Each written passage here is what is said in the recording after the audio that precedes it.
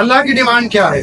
قل ان الصلاۃ، اللہ کہتا تمہاری نماز جو ہے، تمہاری عبادات جو ہے، تمہاری نوافل، تمہارا قرآن کا پڑھنا، تمہارا اللہ کے راستے میں خرچ کرنا، یہ صرف میرے لیے ہو، کسی اور کے لیے نماز نہیں، کسی اور کے لیے عبادت نہیں، کسی اور سے مناجات نہیں۔ عقیدے کی ٹرانسپیرنسی کی اللہ ڈیمانڈ کرتا ہے، عقیدے کے اندر کسی قسم کی ملاوٹ اللہ ہرگز قبول نہ کرے گا۔ ساری زندگی نماز پڑھتے رہو، تہجد پڑھتے رہو، قرآن کریم کی تلاوت کرتے رہو، لیکن اگر عقیدے کے اندر دو نمبری ہے، اللہ کے ساتھ شرک کرتے ہوئے مر رہے ہو، تو کوئی فائدہ نہیں اسلام کا، اس سوچ کا، اس فکر کا، اس عمل کا۔ ان اللہ لا یغفر ان یشرک بہ ویغفر ما دون ذلک لمن یشاء۔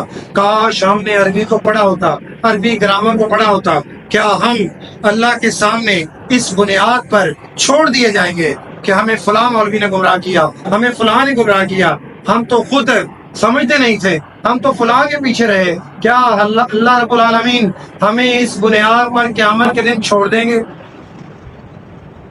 دنیا داری کے لیے تو دماغ بڑے چلتے ہیں، دنیا کے سامان کے لیے، زیب و زینت کے لیے ہمارے دماغ بڑے کام کرتے، وہ رزق جس کا وعدہ اللہ رب العالمین کے لیے نے کیا ہے، اس کے لیے بڑی لمبی پلاننگ ہے، اپنے بیٹوں کے حوالے سے لمبی پلاننگ ہے، کل کو بڑا ہوگا میرے لیے آسانیاں پیدا کرے گا۔ تمہیں پتہ ہی کوئی نہیں ہے کہ مرنے کے بعد جو تمہارا صدقہ جاریہ ہے وہ تمہاری اولاد ہے، جو آج دے کر جاؤ گے وہی قبر میں ملے گا۔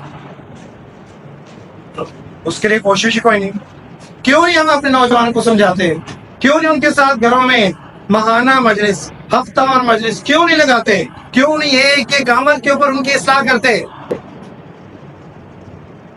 ہماری اپنی اصلاح نہیں ہوتی، ہماری ترجیحات ہی نہیں ہے، ہماری ترجیحات میں کچھ اور شامل ہے، ہماری نیتوں میں کچھ اور شامل ہے۔ ہم تو قربانی بھی دیتے ہیں تو اپنی برادری کو، اپنے رشتہ داروں کو دکھانے کے لیے کہ میں نے بہت بڑا بشرا دیا۔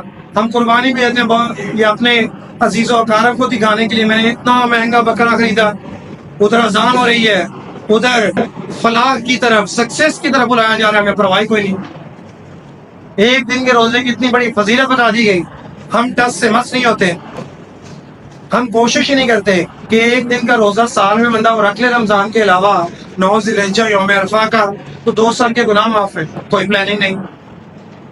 ہمارے بچے کو 100 200 300 400 500 پاکٹ منی ملتی ہے، ہم اسے نہیں ترغیب دیتے کہ تو ان 10 دنوں میں اس میں سے 10 روپے نکال کے اللہ کے راستے میں بیٹا خرچ کر، نہیں دیتے ترغیب، ہم نہیں ترغیب دیتے۔ کم از کم اس گرمی میں 90 جوڑے اعمال نہیں بتاتا، وہ آسان ترین اعمال کہ کم از کم وہ بچہ جو ہے وہ فرض نماز تو پڑھے، کم از کم وہ قرآن کو کھولے، کم از کم وہ ان 10 دنوں میں اپنی زبان کو تو لگام دے۔ لیکن ہم کیا کریں، ہماری تو اپنی زبانیں کنٹرول میں نہیں رہتی، ہم بچوں کے سامنے جھوٹ بھی بول رہے، ہم دھوکہ بھی دے رہے، ہم طرح طرح کے جو اسلام کے منافی اعمال ہیں وہ کرتے جا رہے ہیں۔ ہماری اولاد ہم سے کیسے انسپریشن لے؟ تو میرے بھائیو، نیت کے اوپر مراد ہے، آپ کے جو بھی اعمال ہیں وہ نیتوں پر ہیں۔ آپ جو بھی قربانی کا جانور دیں گے آپ کی نیت کے اوپر ڈیپینڈ کرتا ہے، آپ کی اصل میں نیت کیا ہے۔ اس کو رواج نہ سمجھیں، اس کو رسم نہ سمجھیں کہ سال بعد یہ موقع ہے اور ہم نے جانور جو ہے ذبح کر لیا، کچھ گوشت کھا لیا، کچھ تقسیم کر دی، یہی اس کا مقصد تھا۔